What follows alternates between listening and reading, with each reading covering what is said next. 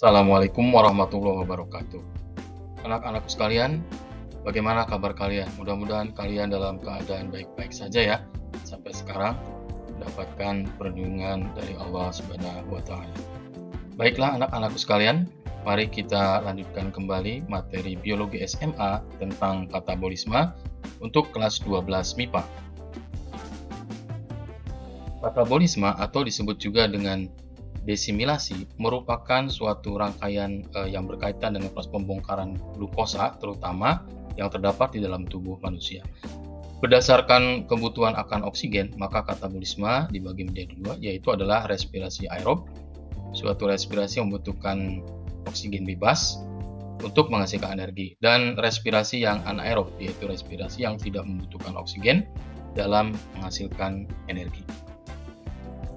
Anak-anakku sekalian, dalam pembahasan mengenai respirasi aerob, maka kita akan mengenal 4 tahap dalam respirasi aerob, yaitu adalah tahapan glikolisis, kemudian dekarboksilasi oksidatif, masuk ke daur Krebs, dan terakhir pada transport elektron. Untuk tahap yang pertama adalah glikolisis. Apa yang terjadi pada glikolisis?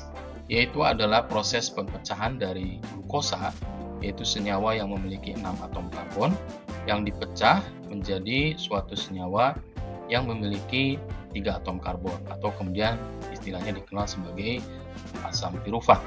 Nah, pada proses pemecahan daripada senyawa glukosa menjadi senyawa asam pirufat, ini akan membutuhkan 2 molekul ATP berupa energi ya. Jadi energi yang dibutuhkan untuk memecah glukosa menjadi senyawa 3 atom karbon fosfat itu adalah 2 ATP. Nah, kemudian dari 2 molekul senyawa yang memiliki 3 gugus karbon atau fosfat itu akan terpecah menjadi 2 molekul asam pirufat. Nah, ketika ini terjadi, maka dihasilkanlah yang namanya energi, karena pada saat itu fosfat itu akan ditangkap ya oleh ADP menjadi 2 molekul ATP. Sedangkan ion hidrogen itu akan ditangkap oleh 1 molekul NADH, sehingga hasil daripada proses glikolisis itu adalah terbentuknya 2 molekul NADH2 atau nikotin adenin dinukleotida hidroksida atau hidrogen ya, ditambah dengan 4 ATP. Nah, tetapi kemudian yang 4 ATP ini dikurangi dengan 2 ATP yang dibutuhkan pada saat pemecahan tadi, sehingga total yang dihasilkan pada proses glikolisis adalah 2 molekul NADH dan 2 molekul ATP. Pada tahap yang selanjutnya kita kenal adalah dekarboksilasi oksidatif. Pada peristiwa dekarboksilasi oksidatif, ya ciri khasnya itu adalah adanya pelepasan ya dari satu senyawa karbon, yaitu karbon dioksida, yang dilepaskan dari molekul asam pirufat. Nah, di sini kemudian karbon dioksida itu dikeluarkan ya, kemudian terbentuklah asam asetat. Nah, pada saat itu dihasilkan ion hidrogen yang kemudian ditangkap oleh NAD ya menjadi NADH+. Nah, perlu diketahui pada peristiwa itu juga dihasilkan yang namanya koenzim A.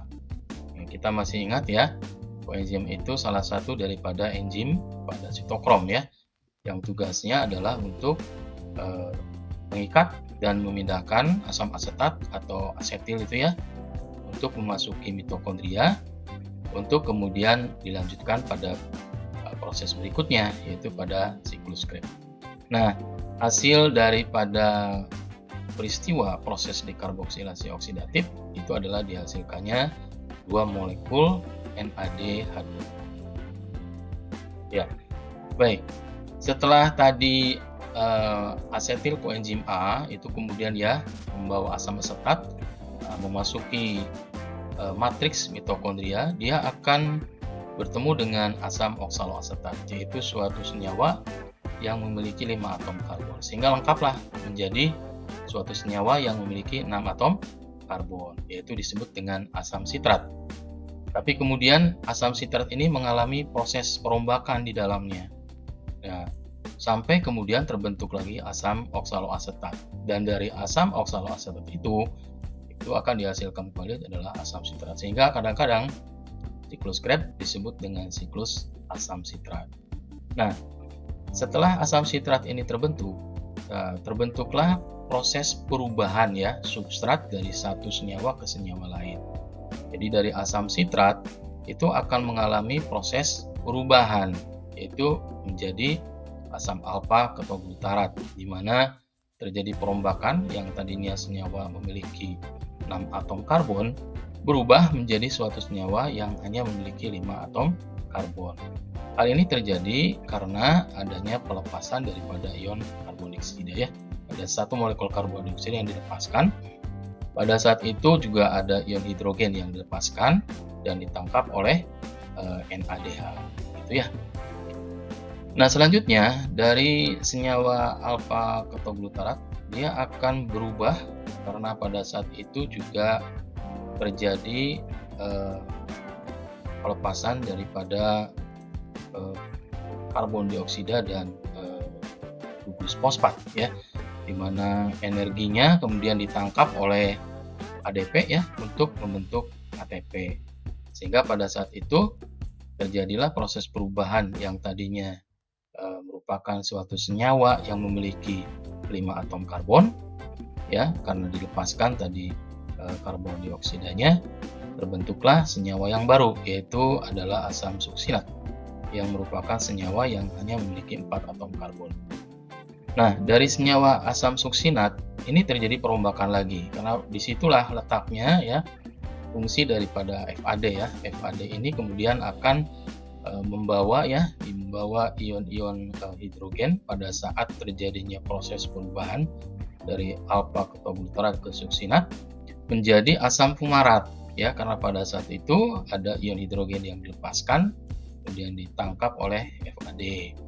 Nah, selanjutnya asam fumarat pun akan membentuk lagi asam oksaloasetat. Jadi asam fumarat ini senyawa yang memiliki 4 atom karbon ya. Kemudian dia akan berubah menjadi senyawa asam oksaloasetat. Nah, dari sini kemudian kita bisa menghitung-hitung ya, berapa sih jumlah daripada ATP yang dihasilkan pada siklus Krebs. Nah, kalau kita hitung di sini ya, karena ada molekul asam purifat yang kemudian mengalami proses perubahan ya, maka ini tinggal dikalikan 2 saja. Jadi ini ada 2 NADH ya. Kemudian di sini juga ada 2 NADH. Jadi ada 4 ditambah 2 NAD, jadi ada 6 NADH2 ditambah dengan 2 FADH2 dan ditambah dengan 2 ATP. Jadi jumlah totalnya itu adalah ada 6 molekul NADH2 ditambah dengan 2 molekul FADH2 dan ditambah dengan 2 molekul ATP. Nah, begitu juga pada tahapan transport elektron. Pada tahapan transport elektron, maka yang berperan itu adalah energi-energi yang tadi dihasilkan pada saat glikolisis ya. Pada glikolisis itu dihasilkan 2 NADH2 ya. Kemudian pada dekarboksilasi oksidatif juga dihasilkan 2 NADH2. Kemudian pada saat siklus Krebs itu dihasilkan 6 NADH2 dan 2 FADH2 ya. Jadi keseluruhannya ada 10 ya, ada 10 NADH2 dan ditambah dengan ada 2 FADH2. Nah, dari sinilah kemudian transport elektron itu terjadi, di mana pada setiap kali terjadi proses perubahan ya dari setiap satu substrat ke substrat yang lain, maka ion-ion hidrogen itu kemudian akan dibawa itu oleh FAD gitu ya, oleh FAD, dan pada saat itu juga terjadi proses pengikatan ion fosfat sehingga nanti akan ditambahkan pada ADP sehingga membentuk ATP. Begitu terus. Jadi tiap-tiap kali terjadi proses perpindahan daripada suatu substrat ke substrat yang lain, itu sudah pasti akan dilepaskan ion hidrogen, ya kan ya. Misalkan di situ ada NADH2 gitu kan ya. Berarti nanti H2-nya akan dilepaskan. Nah, karena di situ ada 10 NADH2, maka 10 dikalikan 2 molekul hidrogen, sehingga yang akan dihasilkan adalah 20 ion, ada 20 ion hidrogen ya, ada 20 ion hidrogen. Nah, kemudian dari 2 molekul FAD itu akan dihasilkan 4 molekul ion hidrogen, sehingga total yang dilepaskan adalah sebanyak 24 ion hidrogen. Nah, karena di sini terjadi reaksinya ya dengan dibantu oleh oksigen, maka peranan oksigen di sini adalah untuk menangkap dari ion hidrogen yang dilepaskan. Jadi oksigen itu adalah akseptor terakhir ya pada saat proses pembentukan ATP, sehingga 24 ion hidrogen yang dilepaskan itu akan ditangkap oleh oksigen sehingga akan membentuk 12 molekul air. Nah, itu ya.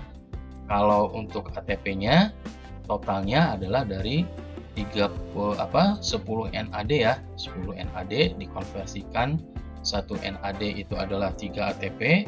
Jadi 3 dikali 10 adalah 30, dan dari 2 FADH2 ya, 1 FADH2 itu dikonversikan menjadi 2 ATP sehingga dihasilkan 34 ATP. Jadi total keseluruhan pada transport elektron itu dihasilkan 34 ATP ditambah dengan 12 molekul air. Nah, anak-anakku sekalian, respirasi anaerob itu merupakan respirasi yang tidak menggunakan oksigen ya. Kita sudah paham semua. Nah, kalau demikian bagaimana proses yang terjadi pada respirasi anaerob tersebut? Nah, di sini dijelaskan bahwa mereka memang menggunakan glukosa ya sebagai substrat.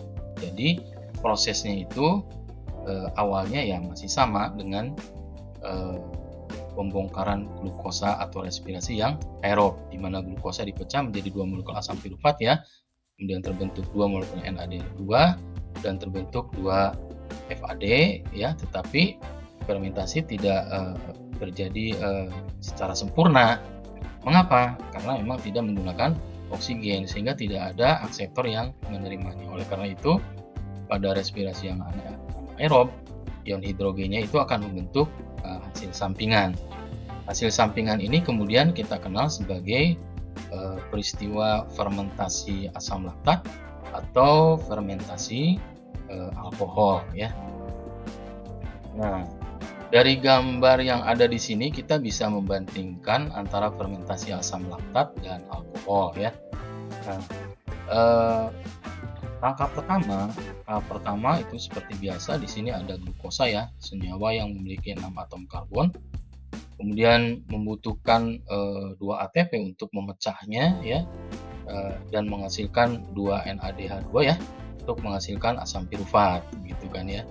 Nah, dari asam pirufat ini karena tidak menggunakan oksigen, maka bakteri-bakteri atau juga senyawa seperti jamur itu akan melakukan proses ya untuk memetabolisme 2 molekul asam pirufat ini menjadi asam laktat ya. Jadi nanti dihasilkan asam laktat, diproses lagi menjadi asam asetat, diproses lagi menjadi karbon dioksida. Karena biasanya kalau pada beberapa peristiwa itu sering kita melihat ya, ada peristiwa fermentasi di mana di situ terlihat ada buih. Nah, itu buih-buih itu adalah contoh daripada gas karbon dioksida yang sudah terbentuk. Nah, pada peristiwa ini juga diperlukan NAD ya. Nah, NAD ini dari mana? NAD ini justru dihasilkan dari bakteri gitu ya. Jadi bakteri itu menghasilkan NAD ya supaya kegiatan glikolisis pada peristiwa respirasi ini tetap berjalan ya. Salah satu contoh daripada bakteri yang berperan dalam fermentasi asam laktat adalah Lactobacillus ya, ada Lactobacillus bulgaricus atau Streptococcus gitu ya. Itu pada fermentasi asam laktat. Begitu juga pada fermentasi alkohol ya, peristiwanya sama, dimulai dengan peristiwa glikol glukosa ya, yang mengalami glikolisis menjadi asam pirufat, ini sama ya, menghasilkan 3 atau 2 molekul senyawa yang mengandung 3 atom karbon ya. Tetapi kemudian di sini ion hidrogennya ditambahkan sehingga menghasilkan 2 molekul asetaldehida ya, asetaldehida. Nah, dari sinilah kemudian akan terbentuk yang namanya etanol alkohol. Jadi kalau misalkan ada amilum, amilumnya dirubah menjadi glukosa, dari glukosa baru dihasilkan etanol alkohol. Jadi kalian sudah paham ya kenapa kalau pada fermentasi itu ya tidak terbentuk air karena memang tidak melibatkan oksigen. Jadi karena tidak melibatkan oksigen, maka yang terbentuk adalah hasil-hasil sampingan ya, seperti asam laktat atau juga alkohol. Nah, mereka ini memang respirasi, tetapi energi yang dihasilkan juga sangat sedikit ya, sangat sedikit bila dibandingkan dengan respirasi yang aerob. Ya, jadi energi yang dihasilkan adalah 2 ATP. Nah, untuk selanjutnya mari kita bandingkan, karena di sini ada tabel perbandingan antara respirasi aerob dan anaerob ya. Yang kita bandingkan adalah mengenai oksigen dan karbon dioksida, di mana pada respirasi yang aerob ya, karbon dioksida itu memang dilepaskan ya, tapi oksigennya diserap. Berbeda dengan respirasi yang anaerob, karbon dioksida juga sama dilepaskan, akan tetapi oksigennya tidak diserap. Kemudian bagaimana dengan proses? Nah, untuk respirasi yang aerob, oksigen dan glukosa yang digunakan untuk menghasilkan molekul energi itu kecil ya. Nah, energinya disebut dengan ATP. Kalau pada menghasilkan ATP ya. Kalau pada respirasi yang aerob, ATP-nya itu disintesis menggunakan rantai transport elektron ya. Tapi molekul organiknya itu bukan oksigen ya, bisa berupa bakteri atau bisa berupa mikroorganisme yang lain. Jelas kalau respirasi aerob menggunakan oksigen, sedangkan respirasi anaerob tidak menggunakan oksigen. Tapi kalau kita lihat tempatnya ya, respirasi aerob itu tempatnya di sitoplasma, nanti masuk ke matriks ya, matriks mitokondria. Kalau pada respirasi yang anaerob terjadinya jelas pada sitoplasma ya, ini pada organisme. Kemudian proses respirasi itu terdiri dari 4 tahapan ya. Kalau pada respirasi yang aerob ada glikolisis, oksidasi pirufat, siklus Krebs, dan terakhir pada transfer elektron. Beda dengan respirasi yang anaerob, yaitu hanya fermentasi ya, kemudian pernafasan antar molekul.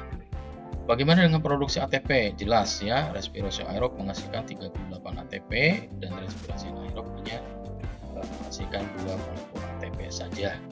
Untuk keberlanjutannya, kalau respirasi aerob itu tidak terbatas ya, terus-menerus, sedangkan untuk respirasi anaerob, walaupun dia bisa buat tahan lama, tapi dalam jangka yang pendek ya. Bagaimana dengan produksi asam laktat? Ya, kalau anaerob menghasilkan, tapi kalau aerob tidak ya. Jadi kalau kita lihat reaksinya ya reaksi pada respirasi ya, 1 molekul C6H12O6 ya ditambah O2 itu akan menghasilkan 6 molekul CO2 dan ditambah 6 molekul H2O ditambah 38 ATP. Bagaimana dengan respirasi anaerob? Ya, 1 molekul C6H12O6 ya itu akan menghasilkan 2 molekul C2H5OH ditambah 2 CO2 dan tambah 2 ATP gitu ya. Ya, selanjutnya ada perbandingan lagi yaitu mengenai fermentasi asam laktat dan alkohol ya. Kalau kita lihat fermentasi asam laktat, mekanismenya itu melibatkan hidrolisis, ada glikolisisnya dan ada reduksi gitu kan. Kalau pada fermentasi alkohol, mekanismenya melibatkan glikolisis, ada dekarboksilasi dan reduksi.